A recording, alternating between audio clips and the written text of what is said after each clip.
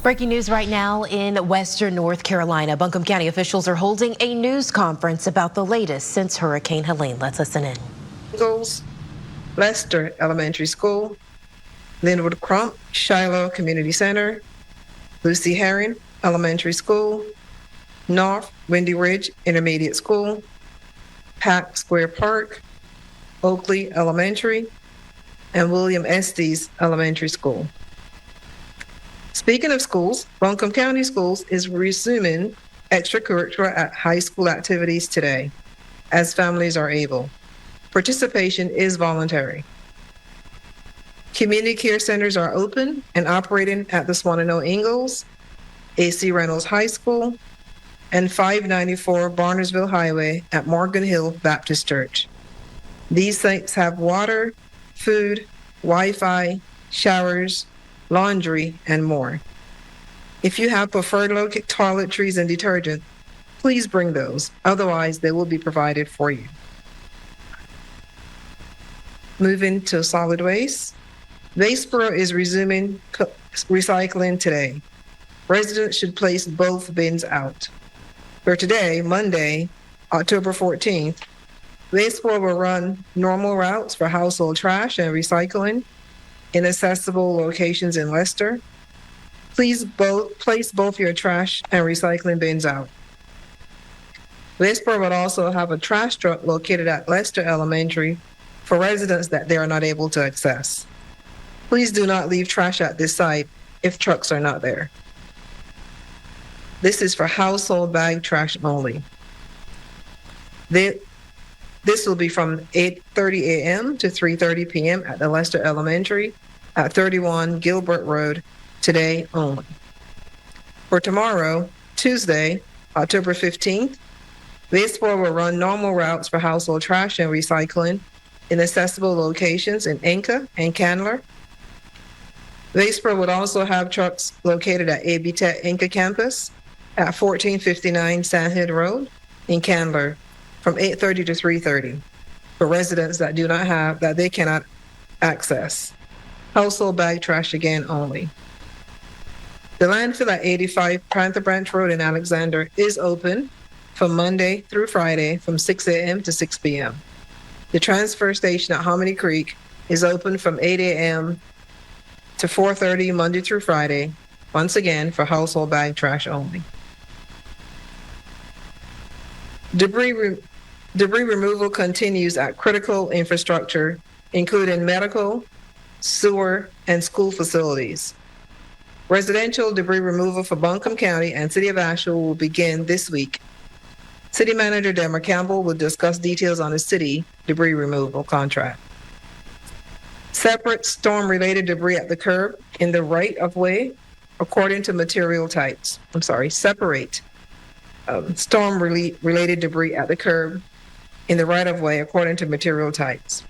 Appliances, construction debris, household hazardous waste like pesticides and automotive fluid, vegetative debris, and electronics.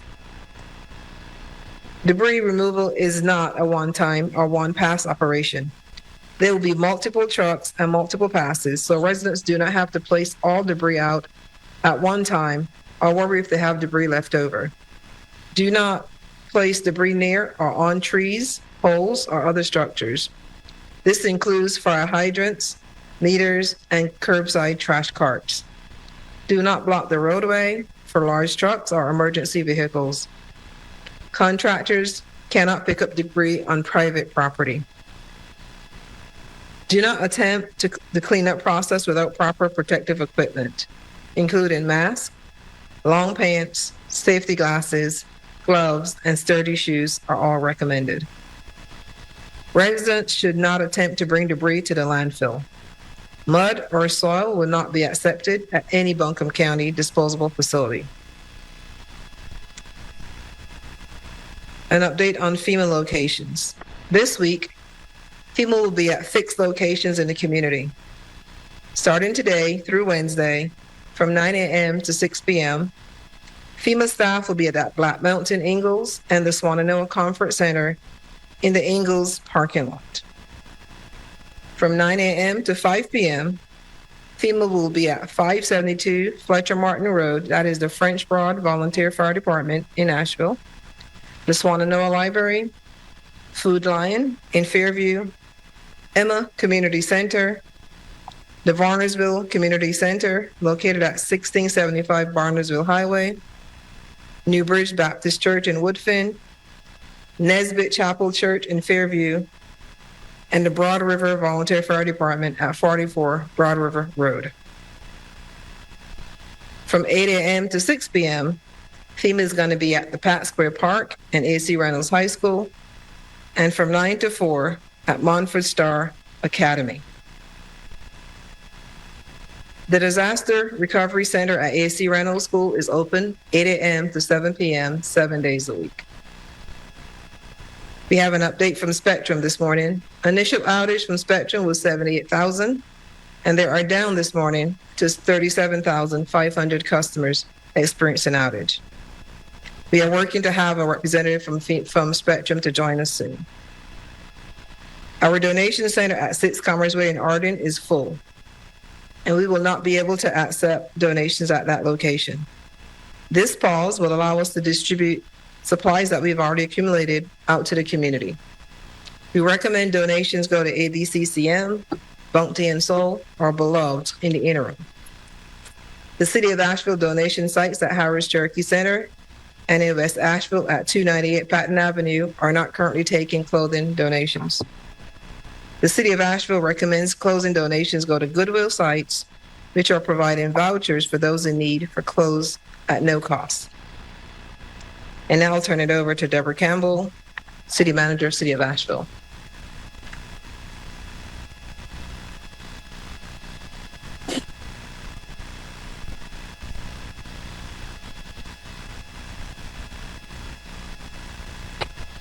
Good morning, and as was stated, my name is Deborah Campbell, and I serve in the role as the manager for the City of Asheville.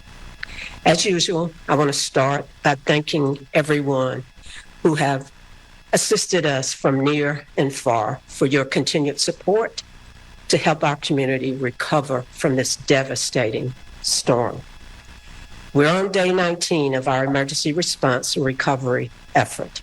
A lot of progress has been made over these 19 days, but I know some of you are feeling like not enough. But I want you to know you have an incredible group of public servants, city, county, state, federal, who will continue to work diligently to improve conditions in the city of Asheville, Buncombe County, and beyond. As stated, the city of Asheville has focused on 3 areas: addressing the basic needs of our community with the focus on our most vulnerable populations and the broader community, restoring water service, and community safety. Since we know there's a lot of interest in hearing about the status of our water restoration efforts, we're going to start with the water update from Assistant Manager Ben Woody, and I will follow him. Mr. Woody.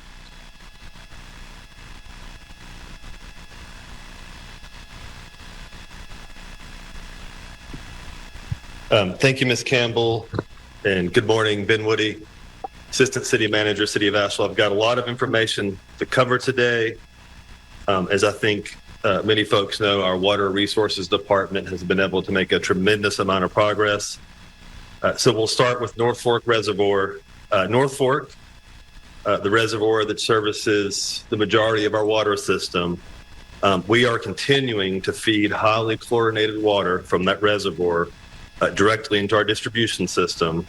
Our Water Resources Department is currently able to flow about 12 million gallons per day into the distribution system, and we're using that right now to support flushing of the water system as well as expansion of water into the distribution system.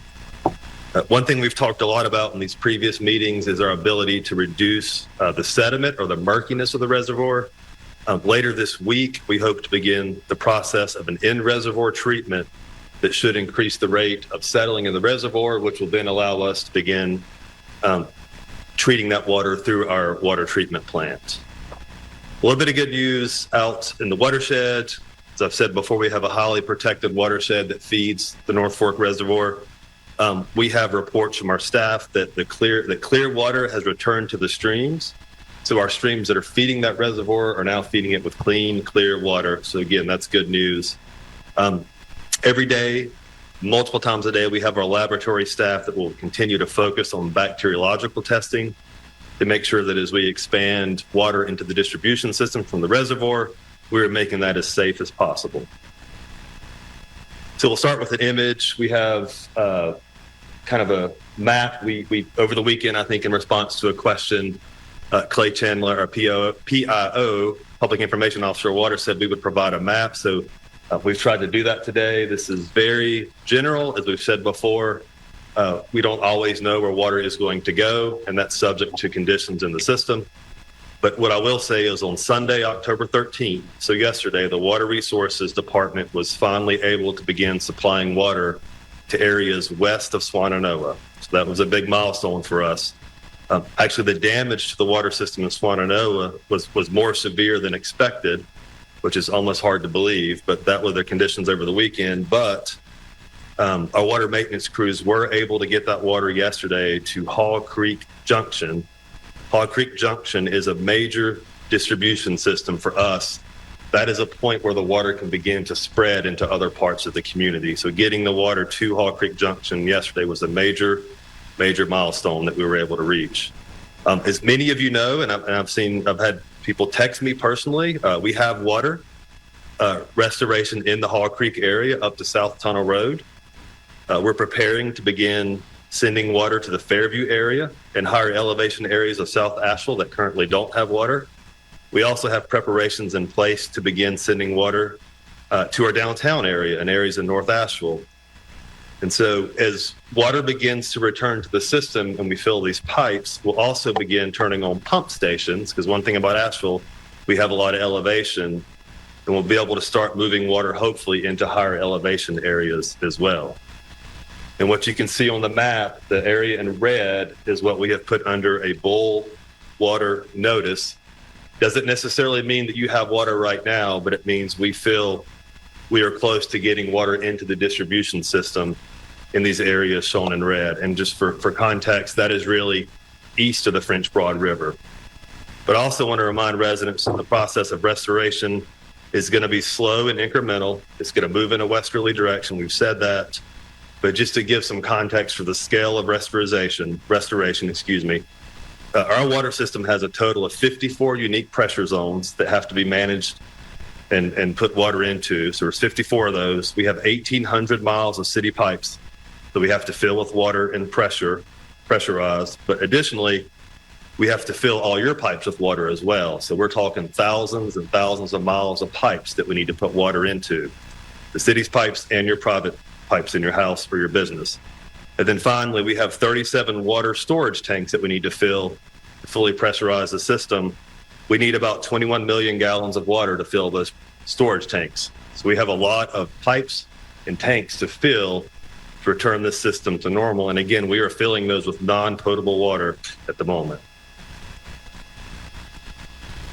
So we're going to advance to the next slide. I want to talk a little bit what that looks like. I think Clay Chandler over the weekend kind of called this like playing a game of whack-a-mole. So I'm going to show you what that looks like with a couple of pictures.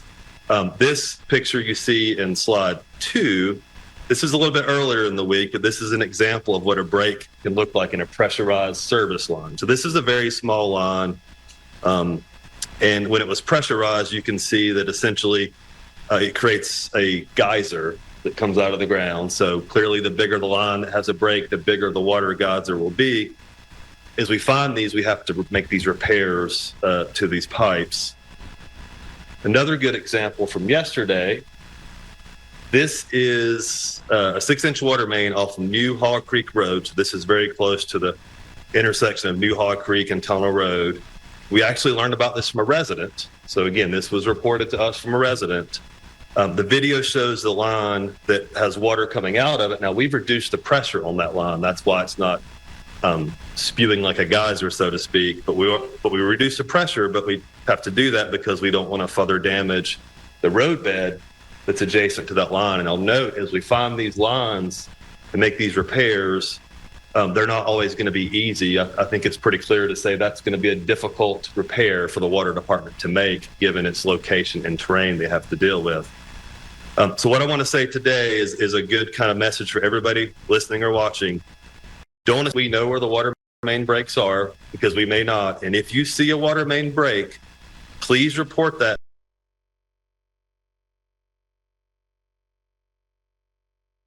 (251-1122). Again, water customer service. It is 24/7, and you can report water main breaks to 828-251-1122. So next, let's talk about flushing the system. This is a really important part of our recovery. What you see here on the slide is one of our Water Resources Department crews. We had to get them to stop and pose for us to take this picture. But we're very thankful to them and all they're doing. And again, flushing the system is going to be really important for recovery. So what you see here, this is a hydrant off Beechwood Road near the Hall Creek Distribution Junction.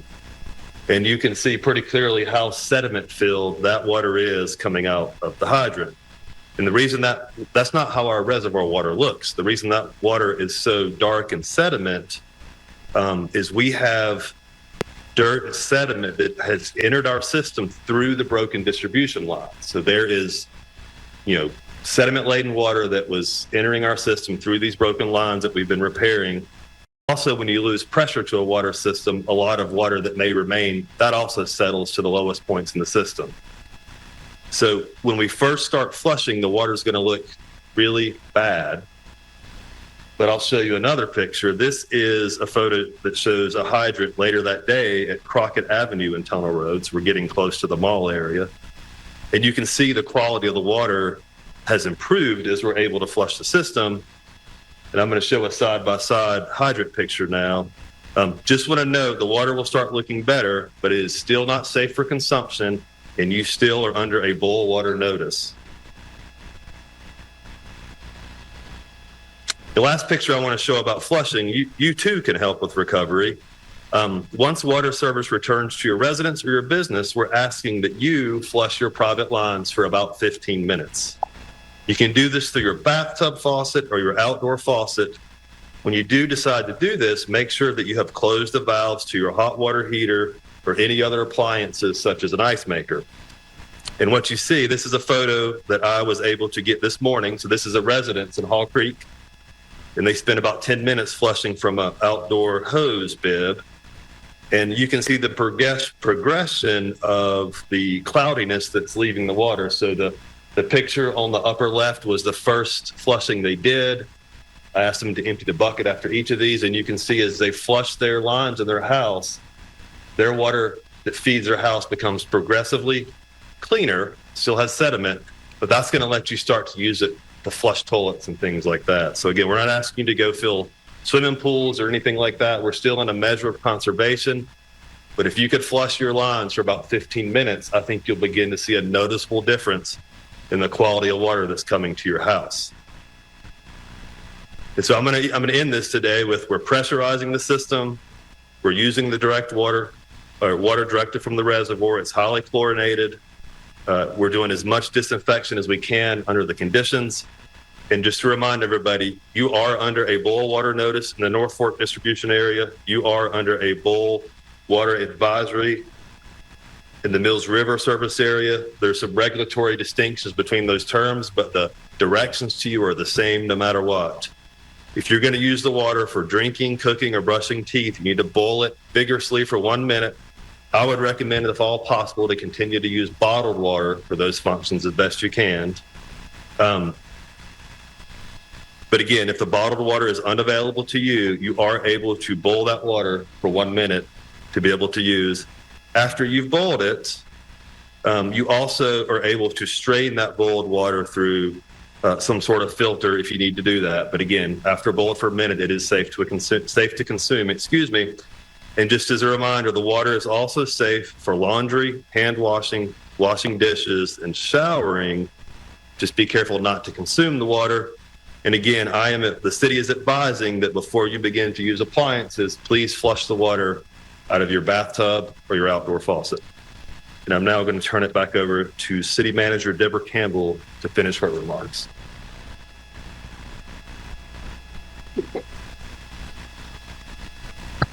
Thank you, Ben.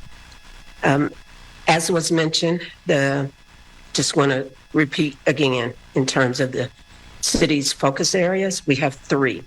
Addressing the basic needs of our community with the focus on our most vulnerable populations in the broader community, restoring water service and community safety. With water and food distribution sites running and household trash service restarting, we are adding a 4th area of concentrated effort. And you heard this from the county manager: storm debris removal and management. I'm going to share a little bit more information about this additional focus area later in my remarks. But starting with our first one, with regards to just meeting the basic needs of our community, water and meal distribution. The water and meal distribution sites are open from 9 a.m. to 7 p.m. and are located at Pack Square Park, Asheville Middle School, Shallow Community Center, Lucy Herring Elementary, but I do have some updated information on that site, and Oakley Elementary. Distribution sites continue to provide bottled water for drinking water for flushing and meals ready to eat. Shallow Community Center no longer has buck water for flushing since water service has returned to that area. Working in collaboration with city schools preparing to reopen, some of the distribution sites will be relocated starting this week. The updated information on Lucy Herring Elementary is that this distribution site will close at 7 p.m. today and will be relocated to 980 Brevard Road, which is the former Kmart site and current at-home store parking lot. This location will open at 9 a.m. Tuesday morning. In addition to these sites, we continue to distribute water, food, and supplies directly to focus areas of need. These sites are seeing a lot of traffic, and we urge the community to be aware of drivers entering and exiting all of our point of distribution, our pod locations. As in days past, we encourage the community to bring their own containers for bulk water. A limited number of containers are available at each site. In the last 24 hours, the teams at the city's distribution sites have distributed 48,499 bottles of water, 1,963 gallon jugs of water, 5,268 meals ready to eat, or MREs, and 22,723 gallons of bulk water. Please, if you haven't already, sign up for AVL alerts. There is a link on the front page of the website at asheville.nc.gov. This is the easiest way to make sure you get timely notifications of services coming back online. Bus service. Beginning today, October 14th, Asheville Rides Transit Bus Service, or ART, rolled out a second phase of modified transit service. This phase includes the following additions. Service hours have been expanded to the hours of 7 a.m. to 7 p.m. Previously, it was 8 to 5. The service will still include flag stops, which means that you can just wave down the bus where passengers can board at their preferred location. The last outbound trips from the transit center, this is from our transit center, would depart by 6:59 p.m. 3 additional routes will be brought back online. N1, S4, and a portion of the 170 operating between Haw Creek and the transit center. With the addition of these 3 routes, ART will have 14 of the 19 total routes operational, with some modifications made due to storm impacts. Staff will continue to assess options to reopen the remaining 5 routes that will not be operational and add service as soon as possible. And so based on a question that was asked yesterday, I'd like to clarify that ART is providing service to the majority of the pod sites and FEMA assistance sites within the city of Asheville. Sites outside of the city limits of Asheville are not likely being served by transit. ART service will continue to remain free of charge until further notice. Information about transit service availability can be found through service alerts or by calling transit customer service at 828-253-5691. Now, fourth focus area that we have added, storm debris removal and management. As we are all aware, Helene generated large volumes of debris. An initial assessment made by staff and our newly hired contractor suggests there are over 3 million cubic yards of storm debris within the city limits. And when I got this information, I was astounded. That is roughly the 3 million cubic yards. That is roughly 140 football fields stacked 10 feet high. Because community safety will remain our top priority, a private contractor, SDR, experienced in natural disaster debris removal has been secured. In order to dispose of storm debris quickly and safely, it is critical to establish safe routes and sites where the debris can be temporarily taken and managed before it is disposed of at a permanent site. At the temporary sites, debris is staged and separated into categories such as organic waste, construction and demolition materials, appliances and electronics, and household hazardous waste. Once sorted, the materials are processed to reduce their size, which will minimize landfill usage when they are taken to a final permanent location. Processing may include grinding trees to wood chips and compacting metals. All of these activities will produce possibly noise, dust, and smells. As a result, this activity will be limited to occur between the hours of 7 a.m. to 7 p.m. These times may change, however, over the coming weeks, and if so, new times will be communicated. So, where are the sites? The city has been actively pursuing sites that meet the space and access requirements for debris staging and processing. As we activate these sites, we will comply with all environmental requirements.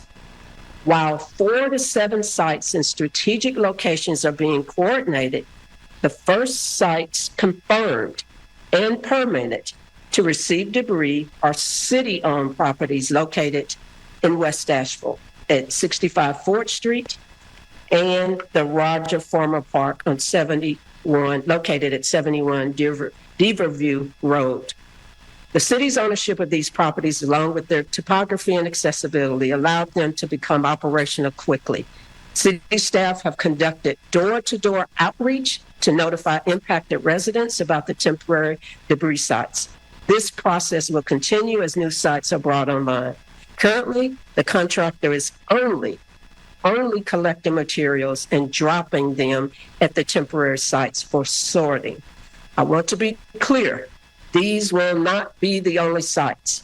And when the additional sites come online, we will share that information with the public. Our website, where there have been great improvements, we know that some of the areas still experiencing power outages and cell service restrictions. We've temporarily modified the Asheville City website to make it easier for those with limited service to load the important information listed on our website. You can still access the full website, though, as well.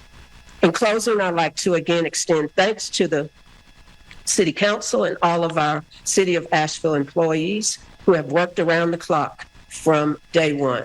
I'm just amazed at the resilience and dedication of our team. We encourage the community to continue supporting each other as we recover and rebuild. I would now like to ask Chief Mike Lamb to come up and give an update on public safety. Thank you.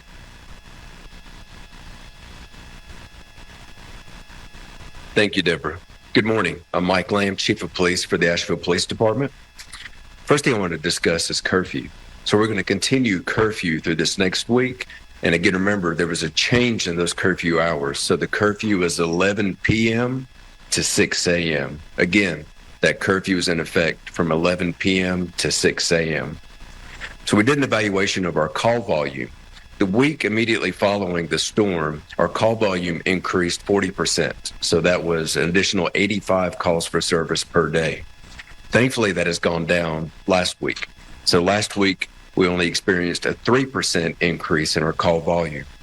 So as our call volume returns to normal, we will reassess and reevaluate the need for a curfew. And so we'll update you next week on what that is. So barricades. We have transitioned from light barricades that need officers to be there to make sure traffic doesn't go within those areas and people don't go in dangerous areas to large concrete barricades. These are in areas where the streets are damaged, where it's going to take a long time to repair. So officers will no longer be at those sites. So be aware when you're driving on the roadway and look out for these large concrete barricades. Freeing up officers from those sites allows them to do more patrol activities and do more crime prevention. And lastly, I want to talk about our drone team. So our drone team has been assisting Public Works in doing bridge inspections and also doing culvert inspections. They were able to use our drone software and technology to also do 3D mapping of these bridges. They've also been providing overwatch for patrol response so that our patrol officers can have an understanding of what situation they're going into and have more information. And we're doing the same thing at FEMA sites, where we're able to provide overwatch and security for FEMA donation sites. And that's the end of my remarks, and I'll turn it over to Lillian.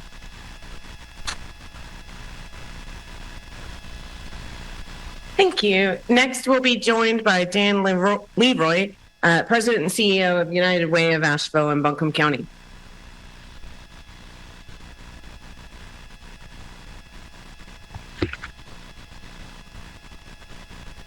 Good morning. My name is Dan Leroy, and I'm truly honored to serve as the President and CEO of United Way of Asheville and Buncombe County. And I'm grateful for this opportunity to share a little bit about the role that our United Way has been playing since this hurricane and for the long-term recovery efforts that we will be involved with. For over 100 years, our United Way has been about uniting our whole community to solve the toughest challenges that no single organization can tackle alone. And I think it's fair to say that our community has never faced a challenge like this one. In the immediate aftermath of the hurricane, our United Way has been focused on 3 priorities. First, we're raising and distributing donations to the partners who are engaged in the recovery efforts, both in the immediate and in the long-term aftermath. In addition to fundraising, this includes partnering with the city and county on receiving and distributing mass quantities of supplies to our schools and to our community partners who are working tirelessly to support local families. Second, we're mobilizing community volunteers to support our school and community partners' relief and long-term recovery efforts through our hands-on volunteer center at handsonasheville.org. And third, we're working with our partners at the United Way of North Carolina to ensure that the most up-to-date information about relief and long-term recovery resources and how to access them are available on 211. So people who are looking to support these efforts, I have some recommendations for you.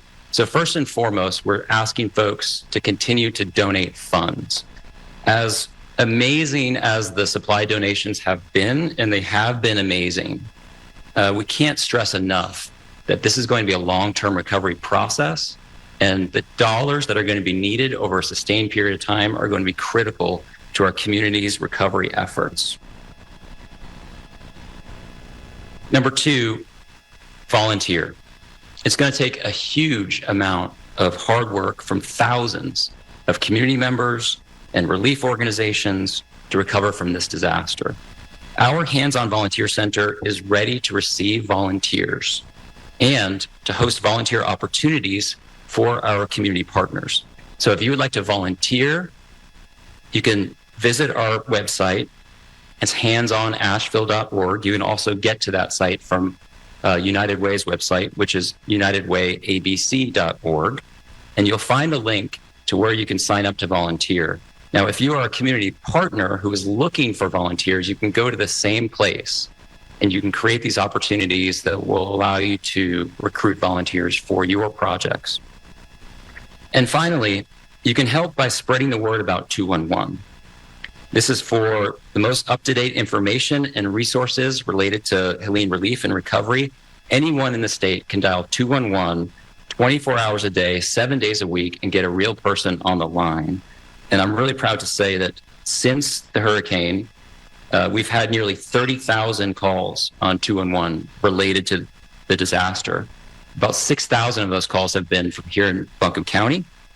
And that over the last week, the average wait time for callers was about 1 minute and 8 seconds. So folks are getting through quickly. Finally, I want to close by acknowledging the incredible support that has been pouring into this community from our state and our federal partners, and relief organizations, from the business community, from donors and volunteers from around this country. And this, of course, is in addition to the unbelievable outpouring of generosity and compassion and hard work from all of the local people in our community, from our first responders, or doctors or nurses, or line workers, community partners, our city and our county staff, our neighbors and our volunteers. The way that this community has responded to this natural disaster is a testament to the kind of community that we are. Staying united as a community is going to be essential in the long-term recovery efforts, and it's the only way that we're going to get through this. Thank you very much.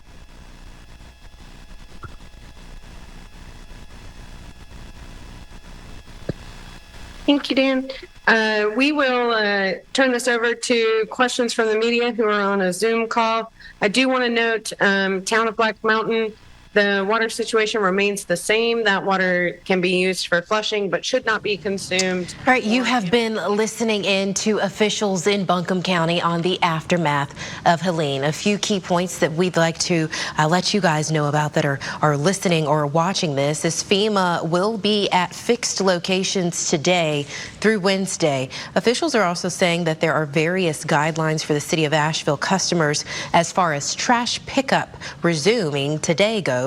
Also, the North Fork Reservoir, they're continuing to work on flowing, flushing, and testing the water quality there in that specific area. They say this will take some time, so please be patient as they work to test these areas. Also, they're saying that flushing the system is crucial for the next steps in order for them to make sure that they get back to the water being able to flow through certain areas. Also, Asheville buses will be rolling out second phases for transportations, in which officials are saying this means majority of the pod sites and FEMA sites will now be pickup sites, and that's going to be available for people that do access the city of Asheville buses. The curfew, Asheville Police mentioned, is going to be extending and continuing through this week. That curfew, again, that time changed a couple of weeks ago. It is 11 p.m. through 6 a.m. So those are some of the main key points. Of course, we'll have another recap for you on WYFF News 4 at noon. If you want to help people impacted by Helene, you can scan the QR code on your screen, or you can donate to the American Red Cross.